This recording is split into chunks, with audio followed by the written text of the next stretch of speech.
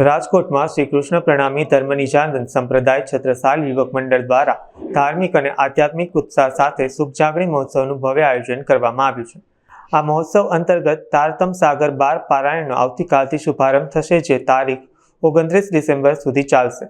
આ પવિત્ર પારાયણ દીપાવવા માટે પ્રણામી સંપ્રદાયના ટોચના આચાર્યો અને સંતો રાજકોટની ધરા પર પધારશે। આ મહોત્સવનો મુખ્ય હેતુ સમાજમાં આધ્યાત્મિક જ્ઞાન અને સદભાવના અને ભક્તિભાવ પ્રસારવાનો છે। ત્યારે તક મીડિયાની મુલાકાતે આવેલા આયોજકોએ આ અંગે વિશેષ માહિતી આપી હતી।